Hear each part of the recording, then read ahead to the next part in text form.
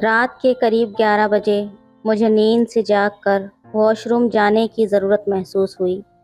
मैं चुपचाप उठा और वॉशरूम की तरफ चला गया।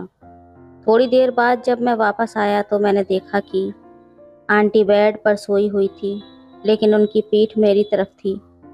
कमरे में हल्की सी रोशनी थी, जिससे मुझे आंटी की सिल्क नाइटी की चमक दिखाई दे रही थी। मैंने धीरे से अपने कदम बढ़ाए और देखा कि आंटी गहरी नींद में थी।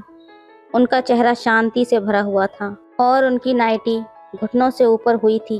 उनका सारा वजूद साफ दिख रहा था। ये देखकर मेरी हालत खराब हो गई। मेरा सोया हुआ भूत जाग गया था। फिर आंटी को मैंने वहीं पर, हेलो दोस्तों, स्वागत है आप सभी का हमारी एक और रोमांचक कहानी में। उम्मीद करती हूँ आपको ये कहानी बेहद पसंद आएगी। मेरा नाम राहुल है। कुछ दिन पहले की बात है, जब मैं अपना इंटरव्यू देने के लिए मुंबई से गुजरात जा रहा था। ट्रेन में बैठा तो मेरे सामने वाली सीट पर एक आंटी बैठी थी। वो बेहद सुंदर और आकर्षक लग रही थी। उनका चेहरा एक अलग ही चमक लिए हुए था और उनके लंबे बाल उन्हें और भी ज़्यादा खूबसूरत बना रहे थे। उनका भरा हुआ शरीर उनकी खूबसूरती में चार चांद लगा रहा था।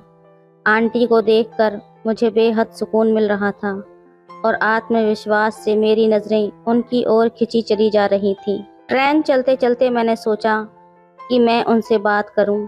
फिर मैंने हिम्मत जुटाई और उनसे बातचीत शुरू की। आंटी ने मुस्कुराते हुए जवाब दिया, आप कहाँ जा रहे हो? मैंने बताया कि मैं गुजरात जा रहा हूँ, जहाँ मेरा एक इंटरव्यू है। ये सुनकर वो बोली, अच्छा, मैं भी गुजरात की ही रहने वाली हूँ। मुंबई अपने पति से मिलने आई थी। फिर मैंने उनका नाम पूछा तो आंटी ने अपना नाम संध्या बताया। मैंने कहा, अच्छा, आप गुजरात में किस जगह पर रहती हो? उन्होंने कहा कि मैं भी कलोल में रहती हूँ। हमें एक दूसरे से बातें करते करते अच्छा लगने लगा था। आंटी की बातें सुनकर मुझे उनका व्यक्तित्व और भी पसंद आने लगा। ट्रेन में सफ़र करते हुए हमने अपने अपने जीवन के बारे में और भी कई बातें साझा की। मैंने बताया कि मेरा इंटरव्यू एक ऑटोमोबाइल कंपनी में है और आंटी ने मुझे प्रोत्साहित किया। आंटी के साथ ऐसे ही इधर उधर की बातें चलती रहीं। मैं पूरे रास्ते उनको ही देखता रहा। वो बहुत ही मस्त माल लग रही थी। शायद आंटी ने भी नोट कर लिया था, मगर उन्होंने मुझसे कुछ नहीं बोला। रात के करीब 12 बज चुके थे जब ट्रेन कलोल स्टेशन पर रुकी थी। आंटी और मैं दोनों ही ट्रेन से बाहर निकले। आंटी का बैग बहुत भारी था, तो मैंने उनकी मदद के लिए कहा, आंटी लाओ, मैं आपका बैग उठा देता हूँ। उन्होंने मुझे बड़ी विनम्रता से धन्यवाद किया और हम दोनों स्टेशन से बाहर आ गए। कलोल में रात गहराने लगी थी और आसपास ज़्यादा लोग नहीं दिख रहे थे। स्टेशन के बाहर पहुंचकर आंटी ने मुझसे पूछा, अब रात को कहाँ ठहरने का सोचा है? मैंने सोचा कि शायद होटल ढूंढना पड़ेगा, लेकिन आंटी ने कहा, अगर तुम्हें कोई दिक्कत ना हो तो हमारे घर आ सकते हो। घर पास में ही है और तुमने मेरी मदद भी की है। मुझे भी रात में बैग उठाने में मुश्किल हो रही है। मैंने थोड़ी देर सोचा और फिर हामी भर दी। रात काफ़ी हो चुकी थी और मुझे भी होटल ढूंढने की जगह आंटी के घर जाना ज़्यादा सही लगा। हम दोनों रेलवे पटरी पार करके आंटी के घर की तरफ बढ़े। चलते चलते मैंने आंटी से पूछा, आपका घर कितनी दूर है? आंटी ने मुस्कुराते हुए कहा, बस थोड़ी दूर, और तुम देखना मेरे घर का माहौल बहुत अच्छा है। उनकी बात सुनकर मुझे राहत मिली और मैंने सोचा कि ये शायद एक नई दोस्ती की शुरुआत हो सकती है। जब हम उनके घर पहुंचे तो आंटी ने ही दरवाज़ा खोला और मुझे अंदर आने को कहा। अंदर पहुंचकर मैंने कहा, थैंक यू आंटी। आंटी ने कहा, थैंक यू तो मुझे कहना चाहिए, तुमने मेरी बहुत मदद की है। घर के अंदर एक हल्की सी रोशनी थी और दीवारों पर लगे चित्रों ने घर को और भी ज़्यादा खूबसूरत बना दिया था। फिर उन्होंने मुझसे पूछा, राहुल, तुम्हें भूख लगी है क्या? खाना पसंद करोगे? मुझे भी थोड़ी भूख लग रही थी, तो मैंने कहा, आंटी चावल बना लो, जल्दी बन जाएंगे। आंटी हंसी और बोली, ठीक है, मैं कपड़े चेंज करके आती हूँ। तुम भी सामने वाले कमरे में जाकर अपने कपड़े चेंज कर लो और थोड़ा आराम कर लो। मैं उस कमरे में चला गया जहाँ उन्होंने इशारा किया था। वहाँ जाकर मैंने अपने कपड़े बदले और हाथ मुंह धोकर तैयार हो गया। मैंने एक आरामदायक लोवर और टी शर्ट पहन ली थी। थोड़ी देर बाद आंटी अपने कमरे से बाहर आई। उन्होंने काले रंग की सिल्क की नाइटी पहनी हुई थी, जो बहुत ही खूबसूरत लग रही थी। उनके कपड़े सादे थे, पर उन पर बहुत अच्छे लग रहे थे। मैंने उन्हें देखा और वो मुस्कुराते हुए बोली, क्या हुआ, ठीक नहीं लग रही हूँ क्या? मैंने तुरंत जवाब दिया, अरे आंटी, आप तो बहुत अच्छी लग रही हो। मेरी इस बात पर वो मुस्कुरा दी और फिर रसोई में खाना बनाने चली गई। मैं वहीं बैठा बैठा अपने फ़ोन में कुछ देखने लगा और आंटी ने रसोई में चावल और सब्जी की तैयारी शुरू कर दी। कुछ ही देर में रसोई में पक रहे खाने की खुशबू आनी शुरू हो गई और मेरे पेट में हल्की सी भूख और भी ज़्यादा तेज़ हो गई। आंटी ने मुझसे कहा, खाना बस बन गया है, तुम कुर्सी पर बैठ जाओ। मैं कुर्सी पर बैठ गया और उन्होंने मेरे सामने चावल और सब्ज़ी परोसी। अब वो खाना खाने लगी थी। खाना खाते हुए हम बातें कर रहे थे। आंटी ने पूछा, खाना कैसा बना है? मैंने कहा, बहुत टेस्टी है। फिर आंटी ने पूछा, और घर कैसा लगा? मैंने कहा, घर भी बहुत अच्छा है। फिर आंटी ने धीरे से पूछा, और घरवाली कैसी लगी? मैं थोड़ा चौंक गया और मैंने बोला, वो भी बहुत अच्छी है। इस पर वो थैंक यू बोलकर खाना खाने लगी। हम दोनों ही मुस्कुरा रहे थे और एक दूसरे से नज़रें चुरा रहे थे। फिर आंटी ने मेरे बारे में पूछा, इंटरव्यू का टाइम क्या है? तो मैंने उन्हें बताया, कल 10 बजे है। आंटी ने कहा, फिर तो कोई प्रॉब्लम नहीं है, मैं तुम्हारे लिए नाश्ता बना दूंगी, तुम खाकर ही जाना। मैंने भी हाँ बोल दिया। फिर हम दोनों ने खाना ख़त्म किया। खाना सादा था, लेकिन बहुत ज़्यादा टेस्टी था। हमने साथ बैठकर खाना खाया और बातें की। उन्होंने अपने परिवार के बारे में बताया कि उनके पति मुंबई में काम करते हैं और वो कलोल में अकेली ही रहती हैं। उनके हंसमुख स्वभाव ने मेरे दिल में उनके प्रति और भी इज्जत बढ़ा दी थी। रात गहरी होती जा रही थी और हम दोनों ने खाना खाकर बर्तन साफ किए। फिर आंटी ने कहा, तुम्हें आराम करने की ज़रूरत है, सुबह जल्दी उठना है ना। फिर मैंने पूछा, आप परफ्यूम कौन सा यूज़ करती हो? आपके रूम से बहुत अच्छी खुशबू आ रही है। इस पर वो हंसकर बोली, सब लेडीज़ परफ्यूम है, तुम्हारे मतलब के नहीं हैं। रात के अंधेरे में जब सब कुछ खामोश था, मैं आंटी के कमरे में लेटा हुआ था। थोड़ी देर बाद आंटी कमरे में आई और मुस्कुराते हुए बोली, तुम और कुछ भी बताओगे? मैंने हंसकर कहा, क्या पूछना चाहती हैं? आंटी ने मेरी आंखों में देखते हुए कहा, अगर तुम्हारी जॉब यहाँ लग गई तो फिर तुम कहाँ पर रहोगे? मैंने थोड़ी देर सोचते हुए कहा, किराए पर कमरा लेना पड़ेगा। ये सुनकर आंटी थोड़ी देर के लिए खामोश हो गई। फिर बोली, क्या तुम मेरे घर पर रह सकते हो? मैंने थोड़ा संकोच में कहा, आंटी आपके घर पर कब तक रहूँगा? आंटी ने हंसते हुए कहा, जब तक तुम रहना चाहो। मैंने फिर कहा, नहीं आंटी, ऐसा अच्छा नहीं लगेगा। वो समझ गई और बोली, ठीक है, किराए पर रह लेना। जो किराया तुम बाजार में दोगे वो मुझे दे दिया करो, तुम्हारे सहारे मेरा भी मन लग जाएगा। मैंने इस प्रस्ताव पर विचार किया। ये वाकई में एक अच्छा विचार था। मैंने कहा, ठीक है, पहले नौकरी तो लगने दो, तभी तो पता चलेगा। आंटी ने कहा, तुम्हारी जॉब पक्की है? मैंने मुस्कुराते हुए कहा, आपको कैसे पता? वो बोली, बस मुझे पता है। मैंने कहा, देखते हैं। आंटी ने फिर से पूछा, अगर नौकरी लग गई तो तुम मेरे घर पर ही रहोगे ना? मैंने हाँ में सिर हिलाया। इस बात से हमारे बीच एक अच्छी समझ बन गई थी। फिर थोड़ी देर बातें करने के बाद मैंने कहा, आंटी, अब हमें सो जाना चाहिए, सुबह मुझे भी जाना है। आंटी बोली, अरे हाँ, मुझे भी जॉब पर जाना है। वो भी किसी कंपनी में काम करती थी। मैंने पूछा, मैं यहाँ कहाँ पर सोऊंगा? आंटी ने कहा, तुम मेरे पास ही सो जाओ, हम दोनों साथ में सो जाएंगे। मैंने थोड़ी हिचकिचाहट दिखाई और कहा, नहीं, मुझे दूसरे कमरे में सोना है। आंटी ने फिर कहा, दूसरे कमरे में सफाई नहीं है, तुम यहीं पर मेरे कमरे में ही सो जाओ। मैंने उनकी बात मान ली। मैंने उनसे बिस्तर मांगा और नीचे बिछाकर सो गया। आंटी ने कहा, ये मेरे बेड पर मेरे साथ ही सो जाओ। मैंने मना कर दिया, लेकिन आंटी ने ज़्यादा कुछ नहीं कहा। वो मुझे कंधा देकर बेड पर लेट गईं और मैं नीचे लेटने का फैसला किया। धीरे धीरे कमरे का माहौल शांत हो गया। रात के सुकून भरे माहौल में मुझे लगा कि ये अनजानी मुलाकात हमारे लिए नई अध्याय की शुरुआत हो सकती है। अब रात के करीब 12 बज चुके थे। मैं उठा और वॉशरूम चला गया। जब वापस आया तो देखा आंटी मेरी तरफ पीठ करके लेटी हुई थी और उनकी नाइटी ऊपर तक उठी हुई थी। उनका वजूद साफ दिख रहा था। ये देखकर मेरी हालत ख़राब हो गई। मेरा सोया हुआ शैतान जाग गया था, लेकिन मैं कंट्रोल करके सो गया। सुबह आंटी ने 7 बजे उठा दिया और बोली, उठो और अभी चाय पी लो। मैंने मना करते हुए कहा, आंटी मैं चाय नहीं पीता। इस पर आंटी बोली, कोई बात नहीं, थोड़ी सी पी लो, मैंने तुम्हारे लिए बहुत प्यार से बनाई है। मैंने आंटी की तरफ देखा तो उनकी आंखों में कुछ अलग ही चमक थी और बात करने का तरीका भी बदल चुका था। हर बार डबल मीनिंग में कर रही थी, लेकिन मैं अनजान बने हुए सब कुछ इग्नोर कर रहा था।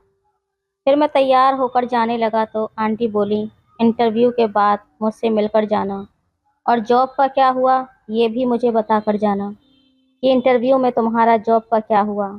मैं ओके बोलते हुए निकल गया। मैं एक ऑटो पकड़कर इंटरव्यू देने पहुंच गया। जब मैं दिन में 3 बजे वापस आया तो आंटी का घर लॉक था। मेरे कपड़े अभी भी अंदर ही थे और मैं आंटी का फ़ोन नंबर लेना भी भूल गया था। मैंने आंटी के आने का वेट किया। शाम को 5 बजे आंटी आईं। वो जीन्स टॉप में मस्त पटाखा लग रही थी। आते ही आंटी बोली, ओ सॉरी यार, मैं तो तुम्हें भूल ही गई थी कि तुम मेरा इंतज़ार कर रहे होगे। उन्होंने जल्दी से गेट खोला और अंदर आने को बोलने लगी। फिर आंटी बोली, तुम थोड़ा रुको, मैं कपड़े चेंज करके अभी आती हूँ। आज आंटी लोवर और एक ढीली सी टी शर्ट पहनकर बाहर आई। आंटी बोली, हाँ अब बताओ क्या हुआ। मैंने कहा कि मुझको घर जाना है। इस पर आंटी थोड़ा उदास हो गई और बोली, क्या हुआ, इंटरव्यू सही नहीं हुआ क्या? जॉब नहीं लगी? ऐसा कैसे हो सकता है? तुमको मना कैसे कर सकते हैं वो लोग? ऐसा लग रहा था कि मानो जैसे उनको इस बात का बहुत दुख हुआ हो। मैंने आंटी से कहा कि ऐसी कोई बात नहीं है, मेरी जॉब लग गई है और मुझको 2-3 दिन बाद ज्वाइन करना है। इस पर आंटी खुश होकर पूछने लगी कि फिर घर क्यों जा रहे हो? उनके पूछने से साफ पता चल रहा था कि जैसे आंटी को मेरा जाना अच्छा नहीं लग रहा था। मैंने कहा, मेरे पास इतने कपड़े नहीं हैं, मैं अपने घर वालों से मिलकर आऊँगा और अपने कपड़े भी लेकर आऊँगा और कुछ ज़रूरी सामान भी लाना है। इस पर आंटी ने एक आशा भरी निगाहों से पूछा, वापस तो आओगे ना? उनकी आंखों से साफ लग रहा था कि जैसे मेरे बिना आंटी का मन ही नहीं लग रहा हो। मैंने आंटी से कहा, आंटी मैं ज़रूर आऊँगा। फिर आंटी थोड़ा खुश हो गई और बोली, जाओगे कब? ट्रेन कब की है? मैंने बोला कि कल मॉर्निंग की है, नाइट की ट्रेन में कोई सीट नहीं है। इस पर आंटी बहुत ज़्यादा खुश हो गई और बोली, ओके, तो फिर आज तुम्हारे लिए रूम की सफाई करते हैं और शाम को पार्टी करते हैं। मैंने बोला, पार्टी किस लिए?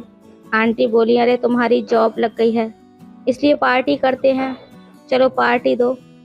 मैंने उनसे कहा, मगर मेरे पास इतने पैसे नहीं हैं। इस पर आंटी बोली, कोई बात नहीं, पार्टी मैं दे दूंगी, जब तुम्हारी सैलरी आ जाए तो वापस कर देना। फिर हम दोनों ने खाना खाया और रूम की सफाई करने में लग गए। सफाई करते करते देर हो गई थी। आंटी ने पूछा, खाना घर पर खाओगे या बाहर? मैंने कहा, घर पर ही खाएंगे। फिर आंटी ने पूछा, और पीना कहाँ पर है? इस पर मैं थोड़ा चौंकते हुए बोला, क्या मतलब? आंटी बोली, ड्रिंक नहीं करते हो क्या? मैंने बोला, करता हूँ, मगर इससे पहले मैं कुछ और बोलता तब तक आंटी बोली, बस तो फाइनल हो गया, तुम बाहर से बोतल ले आना, तब तक मैं कुछ खाने के लिए बनाती हूँ। उन्होंने मुझको 1000 रुपये दिए और बोली, एक रेड लेबल की बोतल और कुछ फ्रूट्स और ड्राई फ्रूट्स लेकर आना, और हाँ, एक सिगरेट का पैकेट भी ले आना। मैं उनसे पैसे लेकर दुकान पर पहुँच गया और मैंने एक बोतल ले ली और कुछ फ्रूट्स और ड्राई फ्रूट्स लेकर घर आ गया। तब तक आंटी ने खाना तैयार कर दिया था। आलू गोभी की सब्ज़ी और पूरी बन चुकी थी। आंटी ने मुझे आया हुआ देखकर कहा, तुम अपने कपड़े चेंज कर लो, ये कपड़े गंदे हो गए हैं, जल्दी से नहाकर फ्रेश हो जाओ। तब तक मैं भी नहाकर फ्रेश हो जाती हूँ। फिर मैंने कहा, मगर मेरे पास तो दूसरे कपड़े नहीं हैं। आंटी ने मुझे एक लोवर और एक टी शर्ट ला कर दी और बोली, ये पहन लो। मैं भी उनके दिए कपड़ों को लेकर अपने रूम में गया और नहाकर कपड़े पहन लिए। जब मैं आंटी के रूम में पहुंचा तो आंटी अभी भी नहा रही थी। मैंने आवाज़ दी तो बोली, तुम सामान लाओगे तब तक मैं आती हूँ। उन्होंने मुझको गिलास, पानी की बोतल बताई और प्लेट वगैरह के बारे में बताया कि किचन में सब रख दिया है। मैंने सब कुछ सेट कर दिया है। ड्राई फ्रूट काट दिए और ड्राई फ्रूट प्लेट में सजा दिए। दोनों गिलासों में पैक बनाकर रख दिया। मैं ड्राइंग रूम में बैठा था और टेबल पर सब सामान तैयार था। जैसे ही आंटी अंदर कमरे में आई, मैं उनको देखता ही रह गया। आंटी ने एक छोटा सा नेककर पहना हुआ था और ऊपर एक बनियान पहनी हुई थी। आंटी का जिस्म सिर्फ ज़रूरत के मुताबिक ही ढका हुआ था, बाकी तो सब कुछ साफ नजर आ रहा था। उनको देखकर मैं तो पलक झपकना ही भूल गया। मैं थोड़ी देर तक उन्हें इसी तरह घूरता रहा। जब आंटी ने पूछा, ऐसे क्या देख रहे हो, तब मैं आंटी से हंसते हुए बोला, बस आपकी खूबसूरती देख रहा था। वो हंसने लगी और मैं पानी की बोतल उठाकर गिलास में पानी डालने लगा। आंटी मेरे पास ही मेरे बगल में बैठ गईं। उनके बदन से बहुत अच्छी खुशबू आ रही थी। उनके परफ्यूम की महक मुझे मदहोश कर रही थी। फिर हम दोनों ने एक पैग लिया और चेस बोलकर पीने लगे। आंटी बोली, मैं तुम्हें कैसी लग रही हूँ?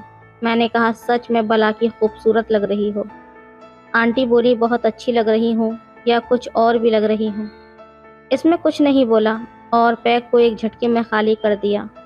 एक दूसरा पैग बनाने के लिए मैंने बोतल उठा ली। आंटी ने कहा, अरे इतनी जल्दी क्या है, रुको भी, इस बार पैग मैं बनाती हूँ। ये कहकर आंटी ने अपना पैग नीचे रखा और हाथ से बोतल लेकर दूसरा पैग बनाना शुरू कर दिया। फिर पैग ख़त्म करके आंटी ने सिगरेट की डिब्बी उठाई और एक सिगरेट निकाली और लगा ली। आंटी टांग खींचते हुए बोली, जानू एक बात पूछूं? मैंने कहा, आंटी पूछो ना। आंटी ने कहा, सच बताओगे या झूठ? मैंने कहा, सच बताऊंगा। आंटी ने कहा, तुम्हारी कितनी गर्लफ्रेंड है? ये सुनकर मैं आंटी की तरफ देखने लगा। आंटी ने मेरी तरफ आंख दबाते हुए कहा, बताओ ना। मैंने कहा, आंटी बस एक ही है। आंटी ने कहा, तुमने उसके साथ कभी कुछ किया है या नहीं? मैंने कहा, हाँ, एक दो बार बस। ये कहते हुए उन्होंने सिगरेट को मेरी तरफ बढ़ा दिया। मैंने सिगरेट ली और आंटी की तरफ देखने लगा। अब आंटी मुझको बहुत ज़्यादा जोश में लग रही थी। आंटी को देखकर मेरी भी बेचैनी बढ़ने लगी। उन्हें देखकर कंट्रोल कर पाना मेरे लिए अब बहुत ज़्यादा मुश्किल हो रहा था। थोड़ी देर बाद आंटी ने पूछा, कुछ सोच रहे हो क्या? मैंने कुछ नहीं कहा, मैं खामोश रहा। आंटी ने कहा, बताओ ना प्लीज़, तुमको मेरी कसम, क्या सोच रहे हो, बताओ। मैंने कहा, आंटी आप ना बहुत ज़्यादा खूबसूरत लग रही हो। आंटी हंसते हुए बोली, हाँ वो तो मुझे पता है कि मैं बहुत ज़्यादा खूबसूरत हूँ। तुम्हारे भैया भी यही बोलते हैं। वो अंगड़ाई लेकर हंसने लगी। मैंने कहा, आंटी भैया यहाँ पर क्यों नहीं रहते? वो बोली, तुम्हारे भैया मुंबई में जॉब करते हैं और मेरी जॉब यहीं पर है, इसलिए हम दोनों अलग अलग रहते हैं, लेकिन जब मन करता है तो मिल लेते हैं। अभी मैं उनसे मिलने ही गई थी और जब उन्हें छुट्टी मिलती है तो वो भी मुझसे मिलने आ जाते हैं। मैं कुछ नहीं बोला। आंटी ने कहा, तुम बताओ, तुम कैसे मिलते हो अपनी गर्लफ्रेंड से? मैंने कहा, जब भी मौका मिलता है तभी मिल लेते हैं, नहीं तो कोई बात नहीं। इन बातों के बीच हमारे गिलास खाली हो गए थे। आंटी ने बोतल उठाई और पैक बनाने लगी। हम दोनों ने पैक ख़त्म किए और मैंने सिगरेट सुलगाई। तब मैंने महसूस किया कि आंटी का हाथ मेरी टांगों पर रेंग रहा था। मैंने आंटी की तरफ देखा तो आंटी मुस्कुरा रही थी। फिर आंटी ने मेरे हाथ से सिगरेट ले ली और टच मारकर मेरे मुंह पर मारते हुए बोली, मुझको तुम बहुत अच्छे लगने लगे हो। मैंने कहा, आंटी अब तो आप भी मुझे बहुत अच्छी लगने लगी हो, पर क्या करूं, आपकी शादी हो गई है, नहीं तो मैं अभी के अभी आपसे शादी कर लेता। ये कहकर मैं हंसने लगा। आंटी ने कहा, कोई बात नहीं, मैं भी तुमसे शादी नहीं कर सकती, पर तुम मेरे साथ कुछ भी कर सकते हो। इस पर मैं सोचने लगा और बोला, कुछ भी? आंटी बोली, हाँ कुछ भी, जो तुम्हारा मन करे। मैंने फिर से कहा, देख लेना, मैं कुछ भी कर सकता हूँ। आंटी बोली, करके दिखाओ, तभी तो पता चलेगा कि क्या क्या कर सकते हो। आंटी की बातों से मैं समझ चुका था कि मुझे ग्रीन सिग्नल मिल चुका है, अब मैं जो चाहे वो कर सकता हूँ। उस दिन मैं और आंटी दोनों ने मिलकर पूरी रात एक दूसरे पर प्यार लुटाया था। अगली सुबह मॉर्निंग में मेरी ट्रेन थी, तो फिर आंटी ने बोला, चलो अब जाओ और जल्दी से वापस आकर मुझे इसी तरह प्यार करना। मैं तुम्हारा इंतज़ार करूँगी। तो दोस्तों, ये थी आज की कहानी। आपकी क्या राय है इस कहानी पर, हमें कमेंट में ज़रूर बताएं। वीडियो अच्छी लगे तो लाइक करें, शेयर करें, सब्सक्राइब करें। धन्यवाद। महेंद्र सेठ ने सुरभि से कहा, देख, इस दुनिया में सबको अपनी अपनी भूख है। तू भी काम की तलाश में है और मैं भी कुछ चाहता हूँ। अगर तू मेरा ख्याल रखेगी तो मैं भी तेरी और तेरे परिवार की मदद कर सकता हूँ। महेंद्र सेठ ने सीधे बात रख दी। सुरभि सोच में पड़ गई। सुरभि कमरे में गई तो महेंद्र सेठ ने उससे कहा, तू बाहर जाकर दफ्तर का ताला लगा दे और फिर पीछे के दरवाजे से इस कमरे में आ जाना। वो ताला लगाकर पीछे के दरवाजे से कमरे में आई तो उसने देखा कि महेंद्र सेठ कुर्सी पर बैठा था। उसने सुरभि की ओर देखकर कहा, अब असली काम करते हैं। दरवाज़ा बंद कर दो ताकि कोई परेशान न करे। हेलो दोस्तों, स्वागत है आप सभी का हमारी एक और रोमांचक कहानी में। उम्मीद करती हूँ आपको ये कहानी बेहद पसंद आएगी। सुरभि पूरी मेहनत से सफाई कर रही थी। ये उसका रोज़ का काम था, पर सड़क की सफाई के काम में पैसे बहुत कम मिलते थे। अब वो किसी ऐसे काम की तलाश में थी जहाँ उसे ज़्यादा से ज़्यादा पैसा मिल सके। कमाई कुछ बढ़े तो उसके लिए अपने निठल्ले पति का खर्च और उसकी आदतों का इंतज़ाम करना थोड़ा आसान हो जाएगा।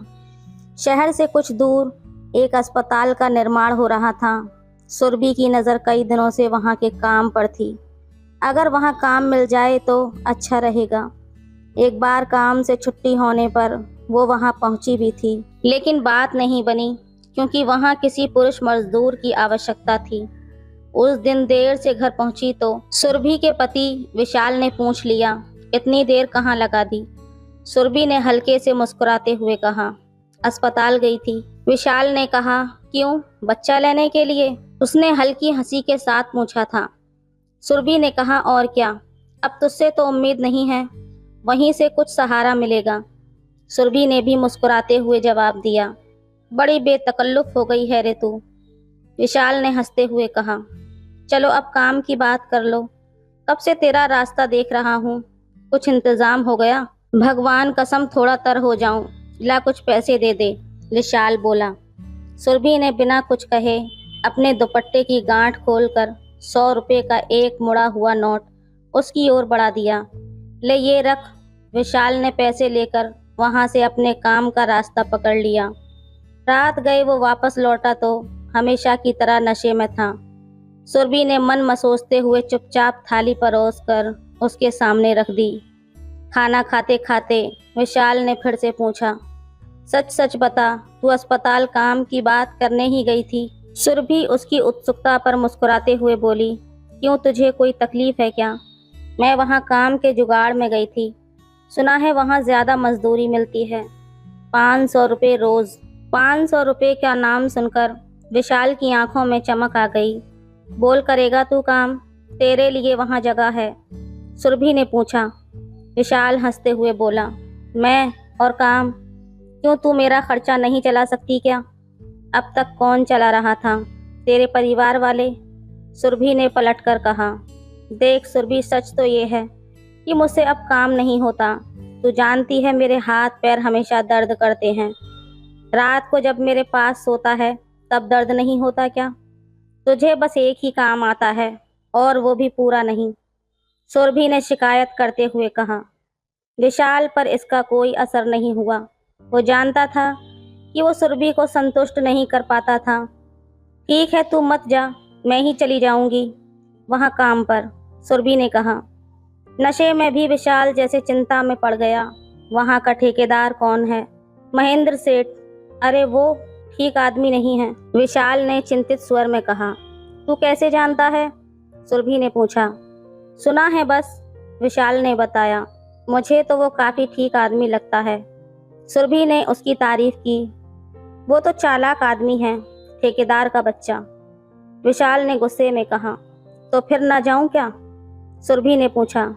विशाल सोच में पड़ गया। उसकी आंखों में 100-100 के नोट और रंग बिरंगी बोतलें घूमने लगीं।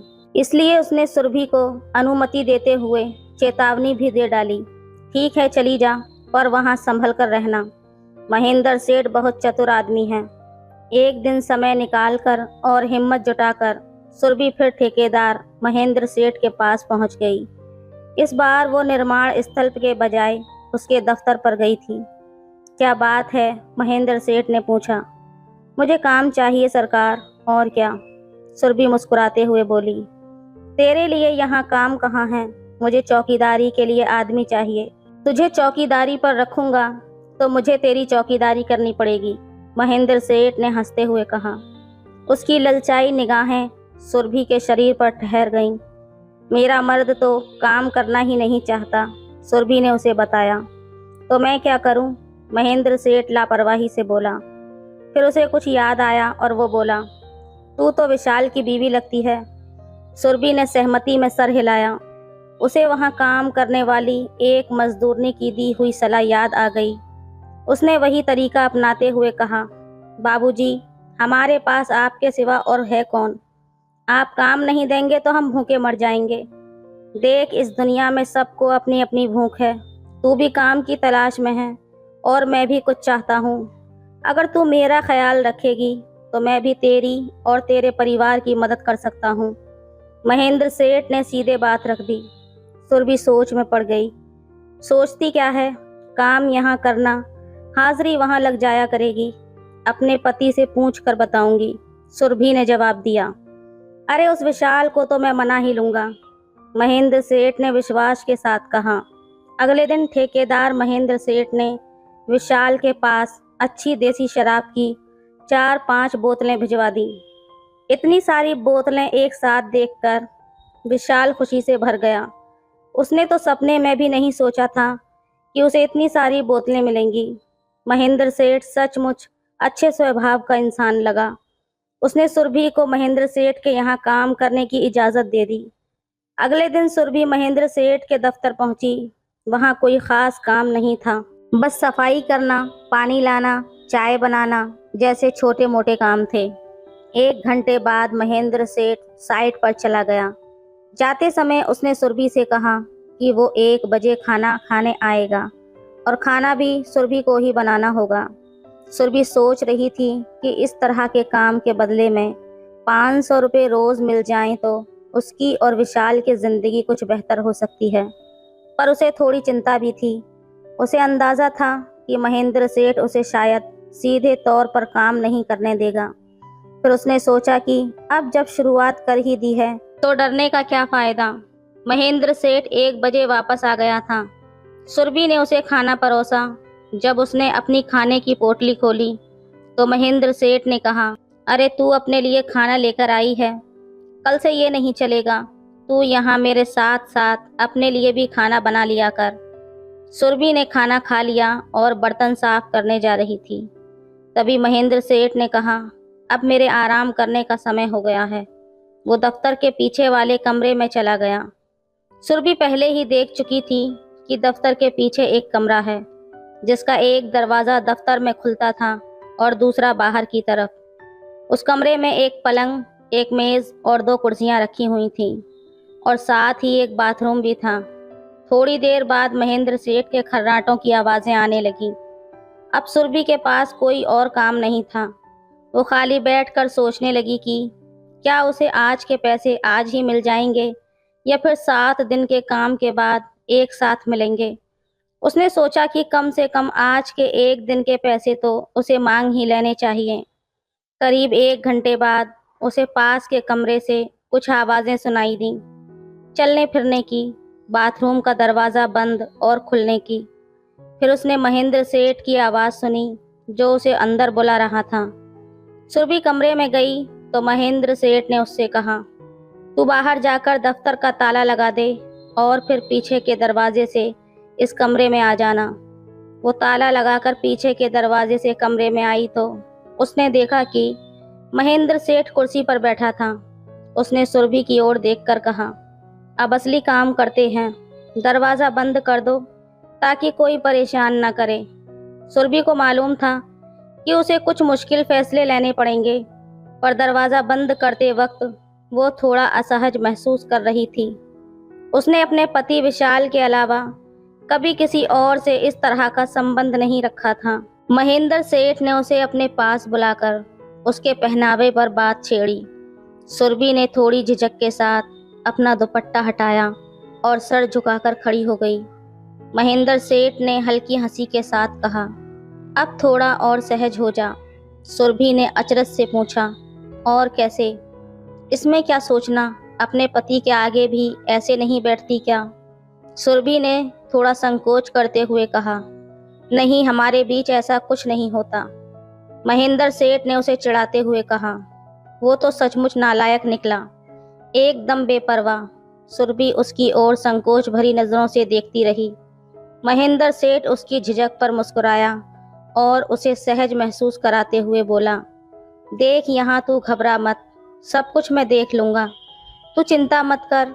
सुरभि उसकी बात समझ रही थी और थोड़ी झिझक महसूस कर रही थी।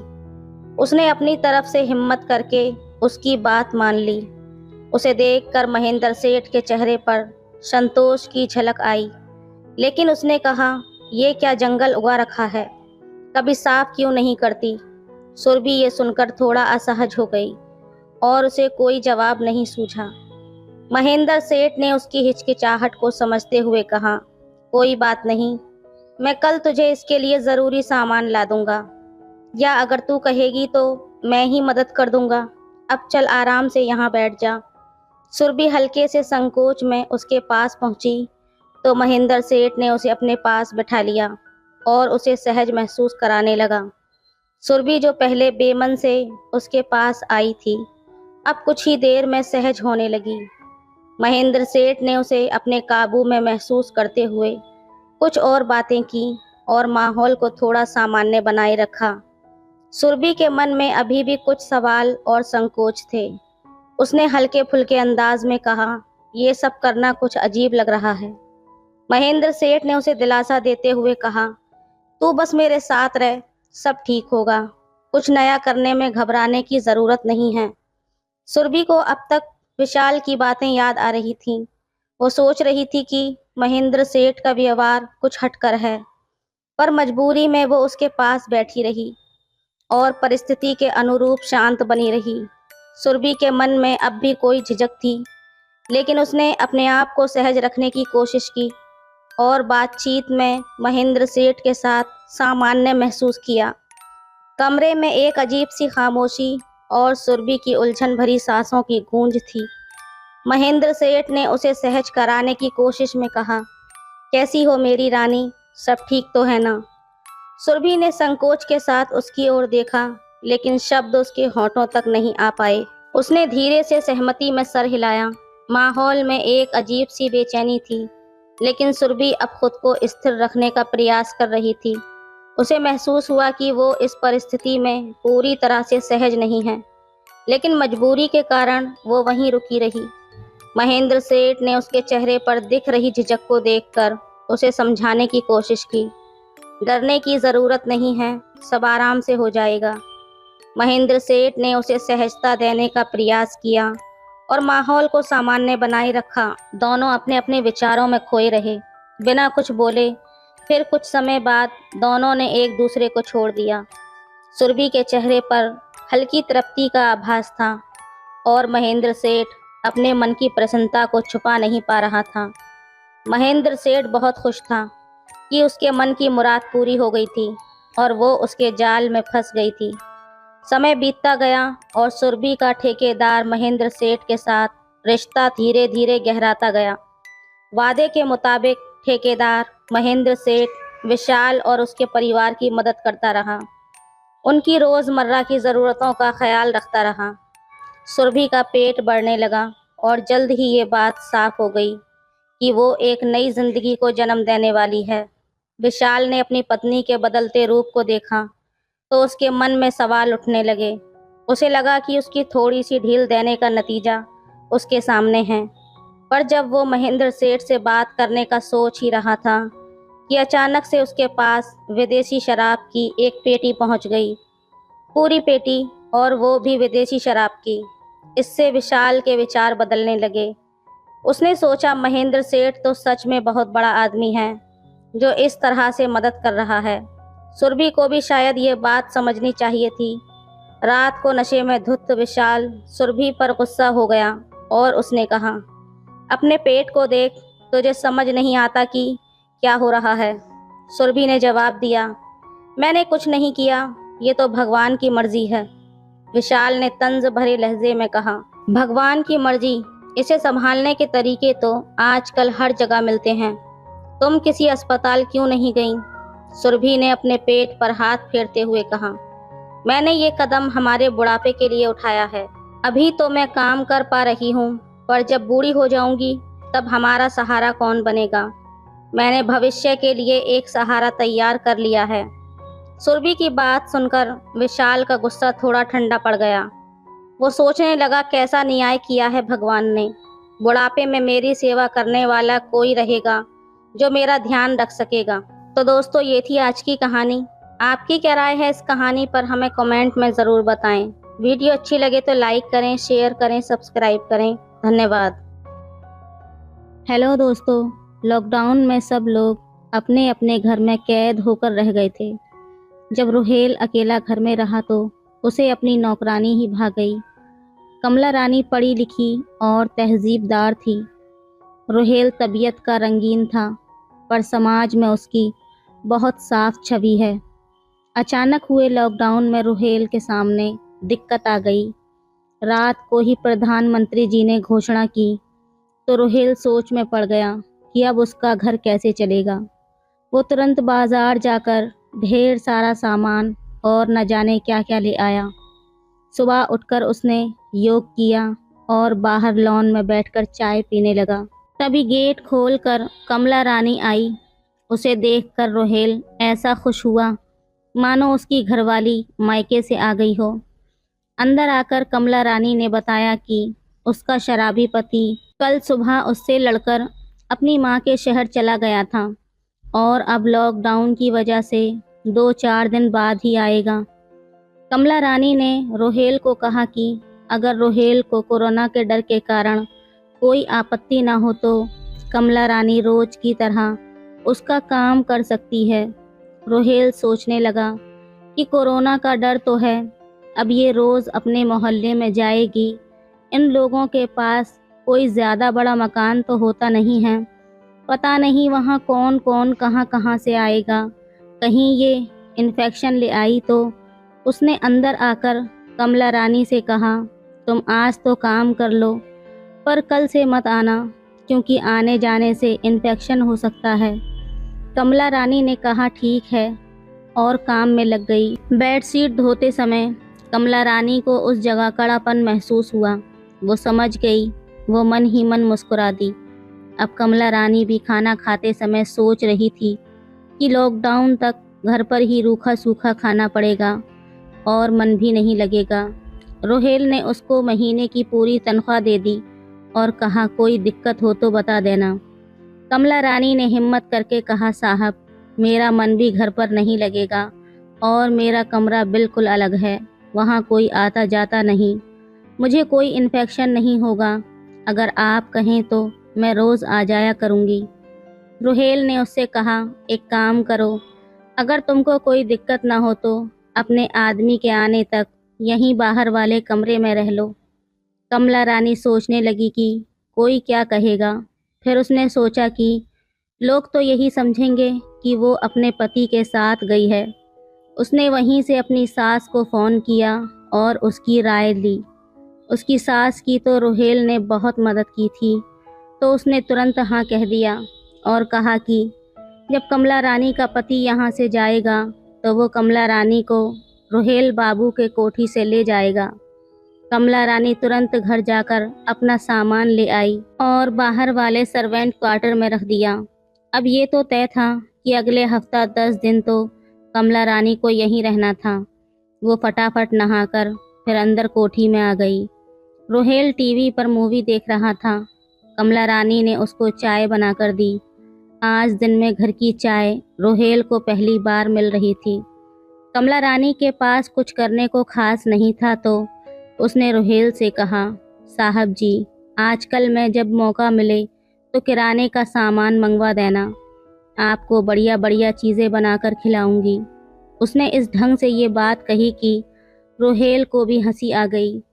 सही बात ये थी कि आज उसे अपनी कोठी घर सी लग रही थी। कमला रानी भले ही नौकरानी थी, पर उसकी सुंदरता और सलीका उसे घर के सदस्य जैसा ही आभास देते थे। कमला रानी ने रोहेल से कहा, सुबह जो खाना बनाया था वो आप मत खाना, वो मैं खा लूँगी। अभी और रात को आपके लिए गरम गरम पूरी आलू बना देती हूँ। दोपहर को खाने के बाद रोहेल अपने कमरे में सोने चला गया और कमला रानी बोली, मैं अपने क्वार्टर में जाती हूँ, शाम को आ जाऊँगी। रोहेल जानता था कि क्वार्टर तो गंदा पड़ा हुआ है, तो उसने कहा, तुम ड्राइंग रूम में ही सो जाओ, कोई बात नहीं। अब रोहेल को तो दोपहर में सोने की आदत नहीं थी, तो वो 3 बजे से उठकर बाहर लॉन में आ गया तो वहाँ धूप थी। वो वापस अंदर बरामदे की ओर आया जहाँ कमला रानी सो रही थी। वो एक टक कमला रानी को देखता रहा। कमला रानी के गोरे चिकने पाँव में पतली सी पायल थी, पर नीचे तलवे गंदे हो रहे थे। रोहेल वहाँ से हट गया, वो भटकना नहीं चाहता था। रोहेल रसोई में गया और पानी पिया। आहट सुनकर कमला रानी जाग गई और सीधे रसोई में आई और बोली, साहब जी मुझे आवाज़ दे देते, आप बैठिए, मैं चाय बना देती हूँ। उसने एक लिस्ट रोहेल को दी कि किराने वाले को फ़ोन कर दीजिएगा, वो भिजवा देगा। रोहेल ने हंसकर कहा, इतना राशन कोई दावत है क्या? इस पर कमला रानी बोली, मुझे जितना भी आता है साहब जी, आपको सब बनाकर खिलाऊंगी। रोहेल ने उससे कहा, तुम्हें अपने लिए भी कोई सामान चाहिए तो लिख देना, अब तो लगता है कि 10 दिन तुम्हें रुकना पड़ेगा। कमला रानी सोचती रही तो रोहेल ने कहा, संकोच मत करो। कमला रानी के लिए अपनी शादी के बाद पहला मौका था जब कोई आदमी उससे मेकअप का सामान मंगाने के लिए कह रहा था। कमला रानी ने दुकान पर फ़ोन किया तो वो बोला कि आप सुबह 7 बजे दुकान के पीछे घर है, वहाँ आ जाना, वहीं से दुकान का अंदर का रास्ता है, सामान निकलवा लेना और फिर मैं भिजवा दूंगा। रोहेल ने कमला रानी को जाने को कह दिया और उसे 2000 रुपये अलग से दिए कि तुम्हें अपने लिए कोई कपड़ा लेना हो तो ले लेना। कमला रानी खुश हो गई। रात को रोहेल ने खाना जल्दी ही खा लिया था और कमला रानी से बोला, तुम खाना खाकर सो जाना, मैं अपना कमरा बंद कर रहा हूँ। कमला रानी समझ गई कि छोटे साहब जी का बाबू राव बहुत ज़्यादा परेशान कर रहा है। वो काम निपटाकर निकल ही रही थी कि रोहेल बाहर आया। वो बहुत थका हुआ सा लग रहा था। कमला रानी से उसने पानी मांगा। कमला रानी ने उसे पानी देते हुए पूछा, कॉफ़ी पिएंगे छोटे साहब जी? अब रोहेल तो खुश हो गया। रोहेल ने खुशी से हाँ कह दिया। कमला रानी ने उसे कॉफ़ी दी और कहा कि वो उसका बेड वगैरह ठीक कर देती है। रोहेल ने हाँ कह दिया, पर जैसे ही कमला रानी कमरे में घुसी, रोहेल बोला, नहीं रहने दो, कल कर लेना। पर तब तक कमला रानी नीचे पड़ा टॉवल उठाकर एक तरफ रख चुकी थी और बेड शीट ठीक कर रही थी। उसने बेड पर रखी दोनों मैगजीन को वहीं मेज़ पर रख दिया और बाहर आ गई। रोहेल समझा कि कमला रानी ने कुछ नहीं देखा। वो नीचे बैठ गई और इधर उधर की बातें रोहेल से करने लगी। कमला रानी ने पूछ लिया, क्या देख रहे हैं साहब जी? तो रोहेल सकपका कर बोला, तुम्हारे तलवे बहुत गंदे हो रहे हैं, अब तो तुम्हें नंगे पांव गली में नहीं घूमना, तो सुबह अच्छे से साफ कर लेना। कमला रानी को ध्यान आया कि वो नहाएगी कहाँ, क्योंकि बाहर क्वार्टर में तो जगह ही नहीं है जो वो बाल्टी वहाँ ले जाकर नहा सके। रोहेल समझ गया और बोला, कोई संकोच मत करो, मैं नहा लूँगा, फिर तुम इसी बाथरूम में नहा लेना। रोहेल ने कॉफ़ी का कप नीचे रखा और वहीं रखी मैगजीन पढ़ने लगा। रोहेल बाहर सोफे पर बैठा हुआ था। उसने कमला रानी से कहा कि वो सोने चली जाए। कमला रानी बोली, क्या मैं बाहर कमरे में ही नीचे लेट जाऊं, क्योंकि बाहर क्वार्टर में मुझे रात को डर लगेगा। रोहेल बोला कि हाँ, उसे कोई दिक्कत नहीं है। रोहेल ने उससे कह दिया कि वो बिना संकोच घर को इस्तेमाल कर सकती है। कमला रानी बाहर क्वार्टर से एक नाइटी सी ले आई। वो शर्मा कर बोली, साहब गरीब हैं, जैसा भी हैं आप मजाक मत बनाना।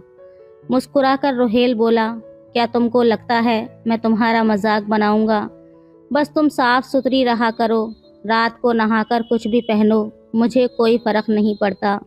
और अब यहाँ कौन आएगा? उधर रोहेल की रात को आंख खुली, मोबाइल में टाइम देखा तो 3 बजे थे। वो दबे पांव बाहर आया। चारों ओर गुप्त अंधेरा था।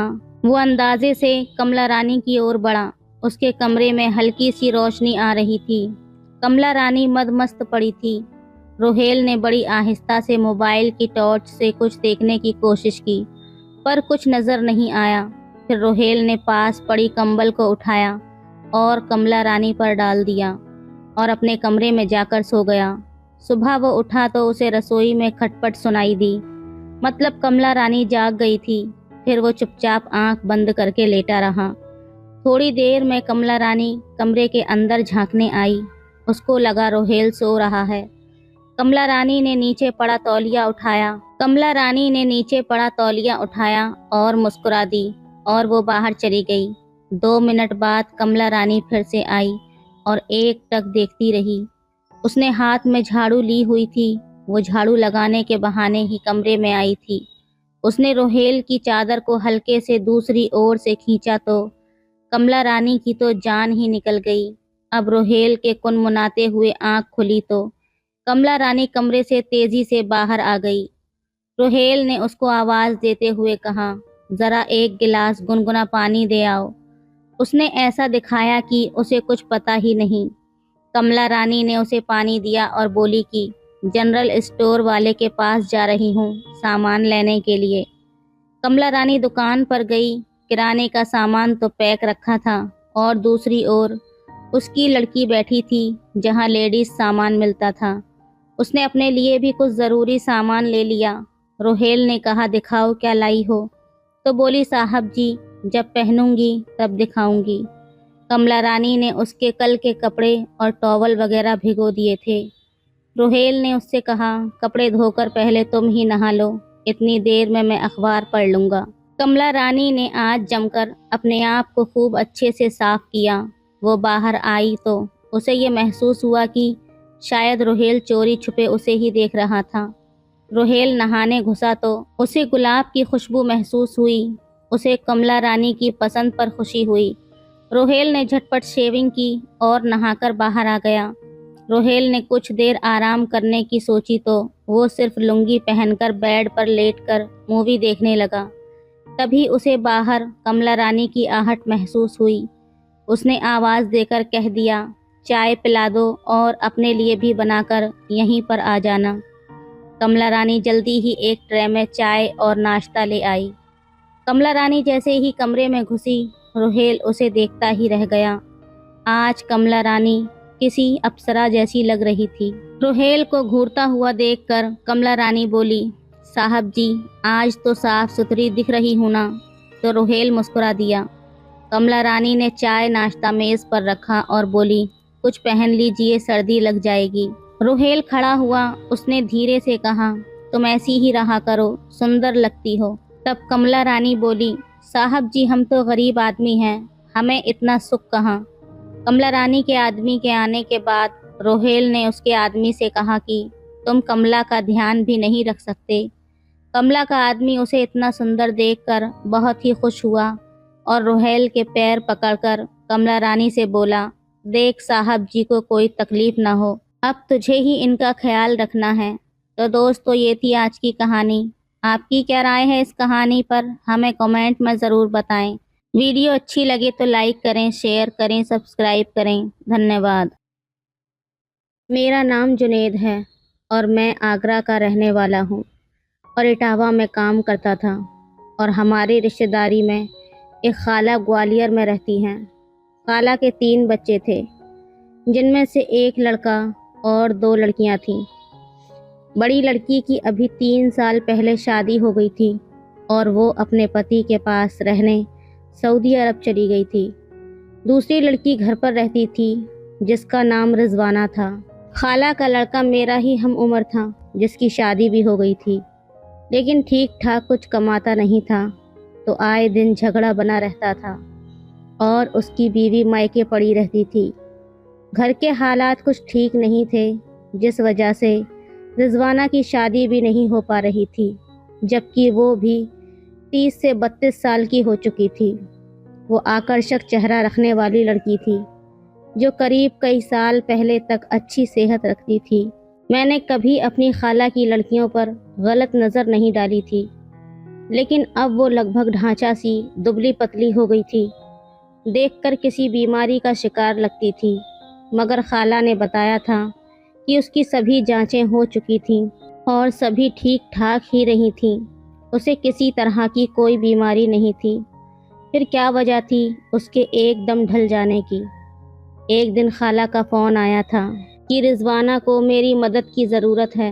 दरअसल ग्वालियर में जिस जगह नौकरी करना वो चाह रही थी, उसका हेड ऑफिस इटावा में था और इंटरव्यू यहीं होना था। रिजवाना के मुताबिक शाम को जाना था और वो यूं शाम या रात को सफ़र करने के पक्ष में नहीं थी। मैं उनकी चिंता को समझ गया था और उन्हें भरोसा दिलाया था कि वो फ़िक्र ना करें, मैं इंतज़ाम कर दूंगा। रात भर रुक के सुबह मैं खुद ही ट्रेन पर बिठा आऊँगा। इसके बाद मैंने अपने मकान मालिक को ये बात बताकर उसके रुकने के लिए उनसे इजाज़त मांगी थी। ये भी पेशकश की अगर कोई उनको एतराज़ हो तो वो नीचे सुला सकते हैं। ये मेरी एक आदत है कि जहाँ रहता हूँ वहाँ अपनी इज्जत तो बनाकर रखता हूँ कि सामने वाला भरोसा कर सके। और फिर वो लड़की कोई गैर या दोस्त नहीं बल्कि खाला ज़ात बहन ही थी, तो उन्हें क्या एतराज़ होता। उन्होंने इजाज़त दे दी। वो 11 बजे आ गई थी। मैंने उसे स्टेशन से ले लिया और उसकी बताई जगह पर छोड़ दिया और ख़ुद अपने ऑफिस निकल आया। आगे का वक्त वैसा ही गुज़रा जैसा गुज़रता है। पहले सीधे घर ले गया जहाँ वो नहा धोकर फ्रेश हुई। फिर उसे बाज़ार ले आया जहाँ थोड़ी शॉपिंग करने के बाद वहीं पर खाना खिलाया और 10 बजे हम लोग घर आ गए। इसी बीच इधर उधर की बातें भी हो रही थीं। बावजूद इसके कि उसकी बहुत कम बोलने की आदत थी, या शायद हम दोनों की उम्र के फ़र्क की वजह से वो असहज हो रही थी। करीब 11 बजे सोने के लिए लेटने की नौबत आई थी। ऊपर मेरे कमरे में एक तख्त ही था जो मकान मालिक की मेहरबानी से लेटने के काम आता था। बाकी मैं तो सफरी ज़िंदगी की वजह से कोई ख़ास सामान ही नहीं बनाता था। उसे मैंने तख्त पर लिटा दिया और ख़ुद नीचे चटाई बिछाकर लेट गया और मैं उससे पूछने लगा कि पहले तो तुम्हारी सेहत अच्छी भली थी और दिखने में काफ़ी अच्छी भी लगती थी, अब क्या हो गया है तुम्हें? उसने अनमने भाव से जवाब दिया कि मुझे नहीं पता।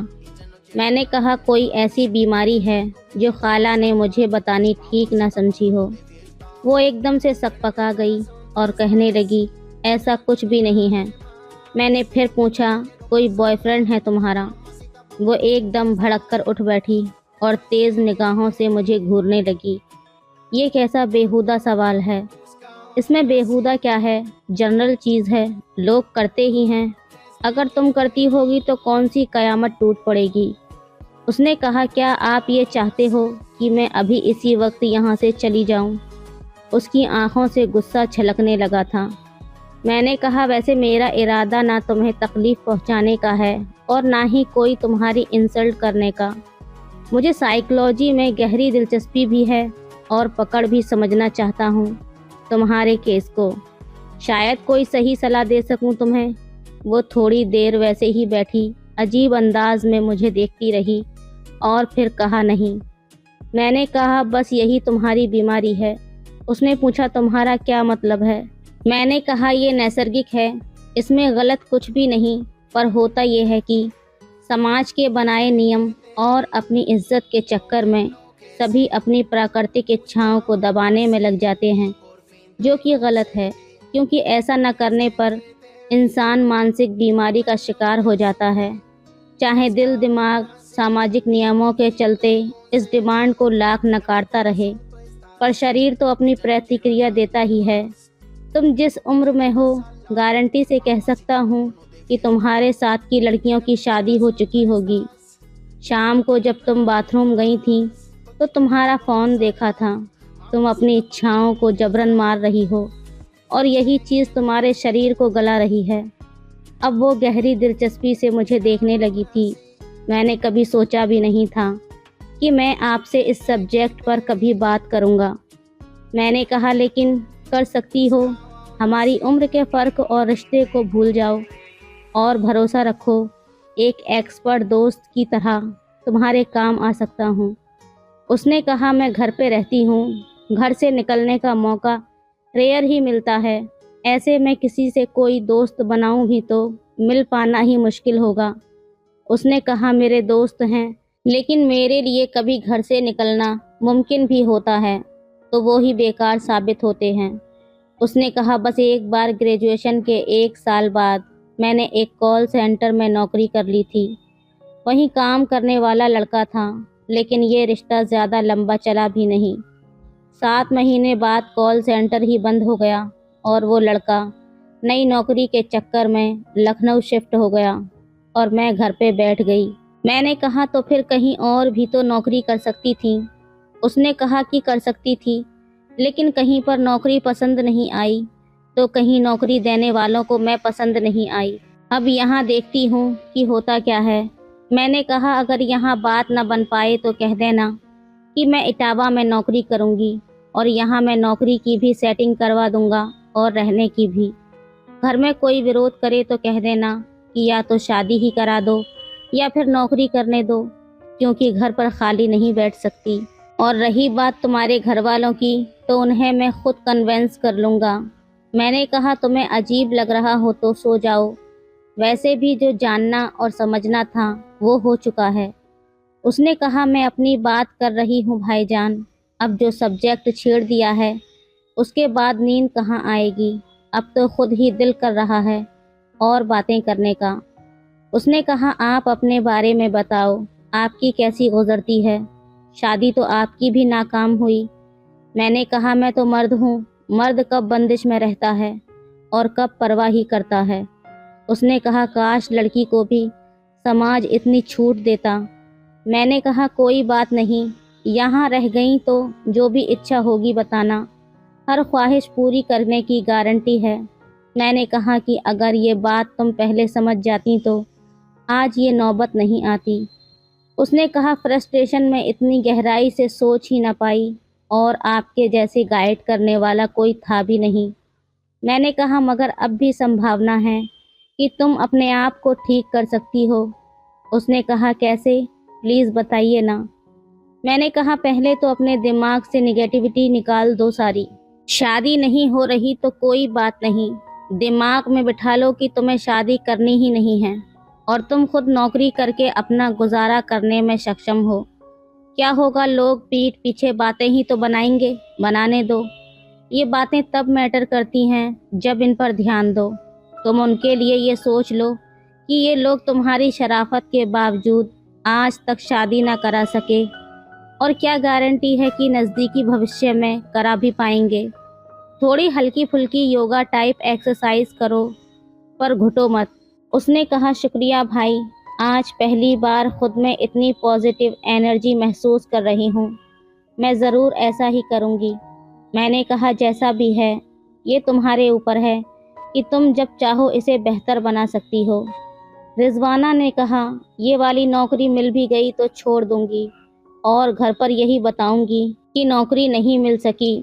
तुम तब तक यहीं पर कोई नौकरी ढूंढ कर ऑफर कर दो मुझे, फिर मैं जिद करूंगी यहाँ नौकरी करने की। जाहिर है कि ऐसे तो कोई न मानेगा, लेकिन तुम अपने तरीके से समझाना तो समझ जाएंगे और फिर मुझे यहाँ आने देंगे। खुद नौकरी करके पैसा इकट्ठा कर लूँगी, आज़ाद ज़िंदगी में खुश रहूँगी और मन मुताबिक काम करके खिल जाऊँगी।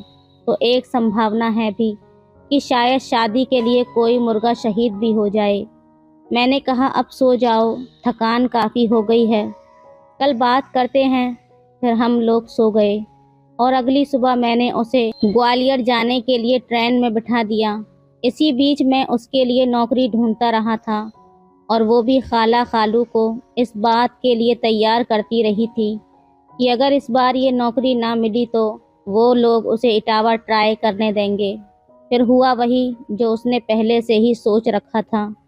उसने जिस नौकरी के लिए इंटरव्यू दिया था वो मिल तो गई थी, लेकिन अब उसे वो नौकरी नहीं करनी थी। उसने घर वालों को यही कहा कि वो नौकरी उसे नहीं मिली और अब उसने मुझे कह दिया है कि मैं उसके लिए कोई नौकरी देखूं। घर वाले तो इनकार इकरार की हालत में नहीं थे और एक हफ्ते बाद ही मेरी कोशिशों से उसके लिए एक अच्छी खासी नौकरी का प्रबंध भी हो गया। अब उसने उस नौकरी के लिए ज़िद पकड़ ली तो खाला खालू ने मुझसे बात की और मैंने उन्हें समझाया कि उसे ये नौकरी करने दीजिए या फिर पॉसिबल हो तो उसकी जल्द से जल्द शादी करा दीजिए, क्योंकि आप लोग समझ नहीं पा रहे हैं कि लड़की घर पर बैठे बैठे फ्रस्ट्रेट हो रही है, जो उसकी सेहत के लिए ठीक नहीं है। बाहर रहेगी, नौकरी करेगी, लोगों से घुलेगी मिलेगी तो कम से कम उसमें ज़िंदगी के लिए चाहत पैदा होगी जो उसके अंदर मर चुकी है। और यहाँ की फ़िक्र आप लोग मत कीजिएगा। यहाँ मैं उसके गार्जियन की भूमिका निभाऊंगा और न सिर्फ उसके रहने की जगह पर नज़र रखूंगा और उसके काम की जगह पर भी मेरी नज़र रहेगी। जैसे कि उम्मीद थी, वो लोग मेरे भरोसा दिलाने पर इस बात के लिए राज़ी भी हो गए। अब यहाँ उसके रहने के लिए मैंने पास के ही मोहल्ले में एक घर का चुनाव किया, जहाँ एक बुज़ुर्ग दंपत्ति रहते थे जिनके बेटे यूएस में रहते थे और उन्होंने अपने बड़े से घर को पीजी बना दिया था लड़कियों के लिए। हालांकि मैंने उन आंटी को 1 महीने का किराया दे दिया, लेकिन उनसे यही कहा कि मेरी बहन 1 महीने बाद यहाँ रहना शुरू करेगी। वजह ना उन्होंने पूछी और ना मैंने उन्हें बताई। अब इस 1 महीने के लिए उसका ऐसा जुगाड़ बनाना था कि वो ना सिर्फ जी भर के जी ले, बल्कि उसे हर तरह की सुविधा भी हासिल हो, और इसके लिए मैंने पहले ही तैयारी कर रखी थी। अब रिजवाना ऑफिस से लौटने के बाद वो योगा करती जो मैंने उसे बताई, हल्की फुल्की एक्सरसाइज करती, खूब खुश रहती और अच्छे से खाती पीती। अब उसकी ज़िंदगी में सब कुछ नॉर्मल था। इसका सकारात्मक असर उसके शरीर पर पड़ा और वो धीरे धीरे फिर से सेहतमंद हो गई। धीरे धीरे हम दोनों फिर अपनी दुनिया में व्यस्त और मस्त हो गए। तो दोस्तों, ये थी आज की कहानी। आपकी क्या राय है इस कहानी पर हमें कमेंट में ज़रूर बताएं। वीडियो अच्छी लगे तो लाइक करें, शेयर करें, सब्सक्राइब करें। धन्यवाद।